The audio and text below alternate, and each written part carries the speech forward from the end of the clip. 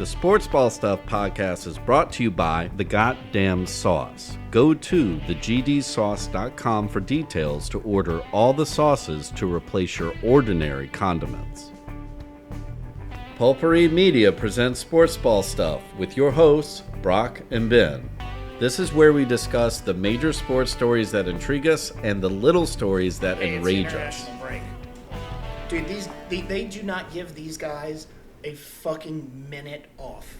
No. There were two guys playing for Portugal yesterday in the Nations League final who played in the Champions League final last weekend. Like, what the fuck are we doing? Well, and then you still have Club World Cup, right? Yeah, that starts like next week. Yeah. And from what I'm hearing, like, most of these rosters are bringing all of their players. Yeah. Wow. So, yeah, it's bananas. And we thought like coming out of COVID was bad. No. And I get it now that now it's every single summer there's a tournament. There's some kind of tournament every single summer. Yeah, it's... Just think it was, World Cup, Euros, Gold Cup, Nations League, Club World Cup, Women's World Cup, Women's Euros. Like, there is a summer tournament. These people do not get time off. Yeah, we had... yeah, right. So, they had Nations League. Nations League final was yesterday. Last year was the Euros. Correct. The year before that, look at Curtsy. The year before that was, I'm just talking Europe now, Nations League again. Right. So that's 3 years running. In the United States, they've got Club World Cup and the Gold Cup's coming up. Right. It's a lot.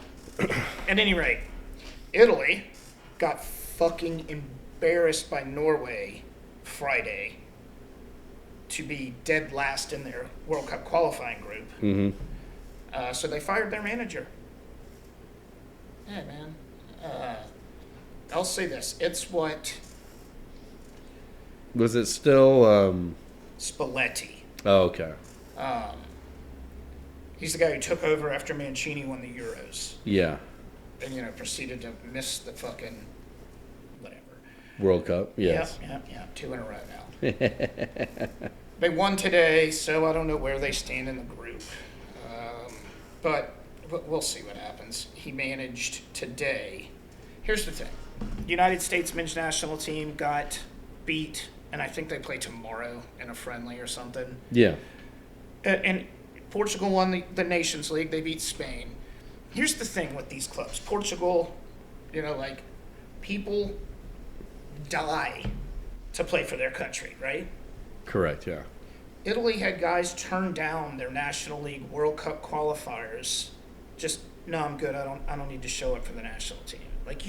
Well, I mean, that's what we're having here in the U.S. But that's the next point I was going to make. Yeah. And the panel for the Nations League final was Alexi Lalas and Don, those guys, and they all said the same thing. Like, look, you listen to these kids on Portugal. They bleed, they die for their national team. And we got dudes that are just like, meh. I'm not just saying Italy, most of them went, but like the United States, they just don't seem to care about playing for their country. In that... bleed for the colors. They do when it counts. Well, I'm, not in like key games, but... I mean, you'll hear that talk and that's where I think I guess it's the blasé attitude. Yeah, that's what it's like Potch isn't taking that idea, but the players are like, well, we're automatic qualifiers for the World Cup, so what the fuck do we care? Right. And to where some of these countries you got players doing double, triple duty over the summer. Yeah. And like I said, guys on the Portugal team, national team, played for PSG. Right. Champions League. You go from one tournament to the next. Then played the semifinals and finals the next week, 6 days later. So and play 120 minutes in a final for your country. Risking it all. But I mean, as you pointed out, Italy did it as well. So I'm sure Alexi Lawless turned it into "This is why America's terrible." Oh, that's exactly why he did. Nobody's willing to fight for the flag. Yeah, but here's the thing, man. Look, he's counting down his dates. And I mean, I get it. I get it. You want guys who want to be there. But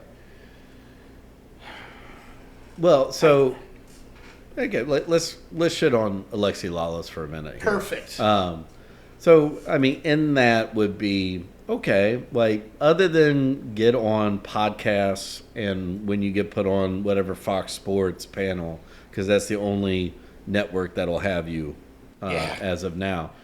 So what has Alexi Lawless done to grow the sport of soccer? He played, man. He was on that golden generation. Right.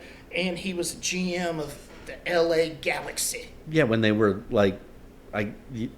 when they were one of the 6 inaugural teams. Right, yeah. Exactly. And it meant nothing. And he acts like he shaped American football. Right. And you're going other guys that were on the teams with him, what have they done? They've gone to manage. Right. They're either managing or they're still working with U.S. football. In some capacity. Right, and trying to either build academies or work with the Go collegiate out and ranks. Find talent. Right. All this, raggy.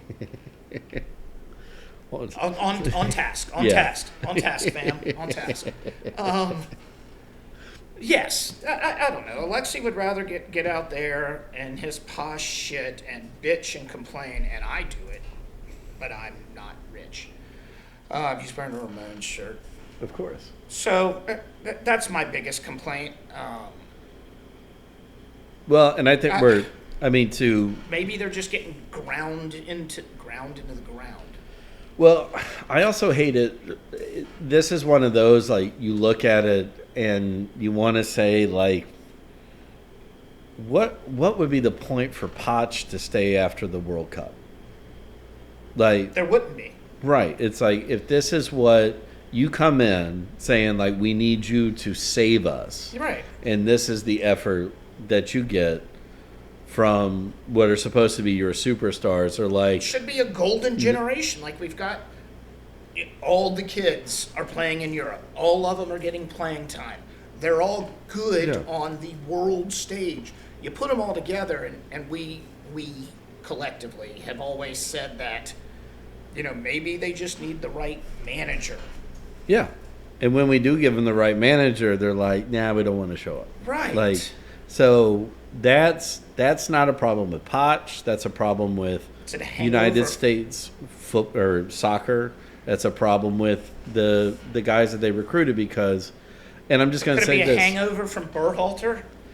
That, and it's that there's no incentive for them to become football gods here in the United States. Again, I guarantee you Pulisic gets more notoriety, gets more benefits in Milan than he does in his fucking hometown. Weston McKennie's probably the same way at Juventus. Yeah. And that, to go back to Portugal, it's those kids have incentive to play for everything because in a country their size, you can become a god. Exactly. I mean, look at Ronaldo. He didn't play the second half yesterday. Yeah. They're still, putting his corpse out there. Right. They're good. Yeah. They play better without him.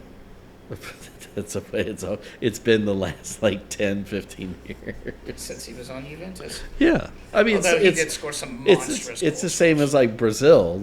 You take Neymar off the pitch, all of a sudden it's oh, this shit functions. I'm scared that Brazil's going to be really, really good. Yeah. At the next World Cup, they got fucking Carlo Ancelotti. Yes. Yeah.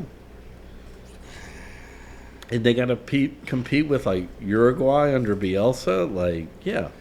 Oh God, I forgot about that. And then Poch for America, right? And Marsh in Canada. Which, Canada's doing well. Imagine that. Oh, imagine that. But again, not Poch's fault, and that's the other really sad part is that okay, like, Pulisic, McKinney, Jedi. Tyler Adams, although yeah. Tyler Adams got a shout from everybody on the panel saying, like, he truly gives a shit. Yeah. And I think, I can see that. Aronson does too. Yeah. But, Aronson I is think they all do. typically I'm not here to shit on him. But relegated I'm to just saying, subbing, but that thing of, like, you have Pochettino just sitting. Don't you want to play for the man? Right. Don't you, like, want to get his knowledge? I don't. Why are you Like I leaving it said, up to existing MLS play? I'm not even going to say stars. MLS players. Some of them are MLS stars, but And I get it. You got to find somebody who wants to live and die for the shirt. I think the biggest thing with the men's team now is we need defense. Did you see the first goal we gave up against Turkey? yeah. Where it was like, I'm going to clear it, but I'm going to bounce it off the back of this dude's head into the goal. Yeah. I'm thinking, what the fuck are we doing? Well, and when our best defensive players are out playing internationally, like, that's the They're problem. 100 years old. That too, yeah. And Oh, I don't know. We'll see. But, well, you know what? Long way away. This is just our observation before Club World Cup starts. Women's Euro, and then later in the summer, the Gold Cup. well, and to give you a chance, since we are talking about international play and what's coming up in a year. Also, well, let's just say this. I mean, politics always plays a part in everything. Oh, especially when you're on the world stage, whether it be Yeah. the Olympics or the World Cup or...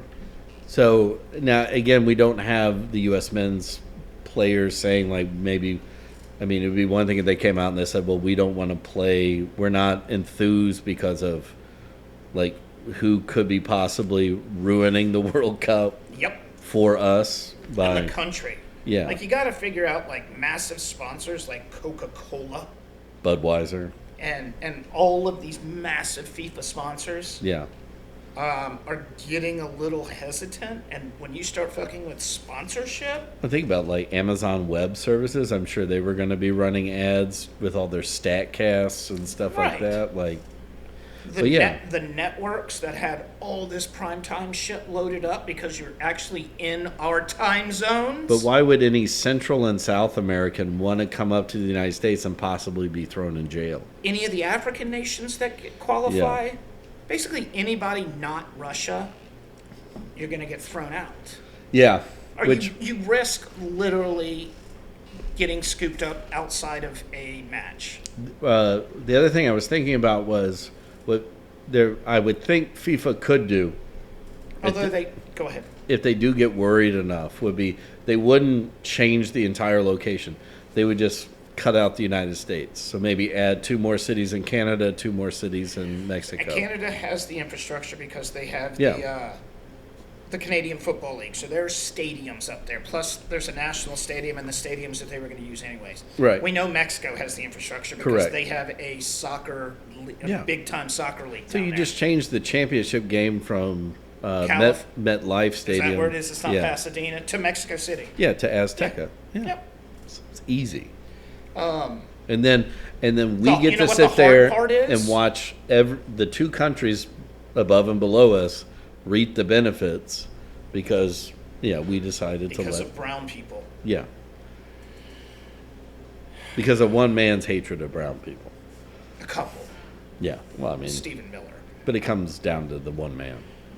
Yeah, I really, really, really hope that doesn't happen. But you gotta be ready Yeah. for it.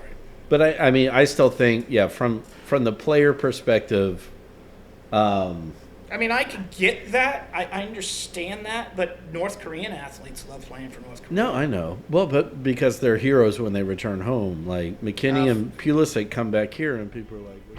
The following segment has been brought to you by The Goddamn Sauce. Go to thegdsauce.com for details to order all the sauces to replace your ordinary condiments.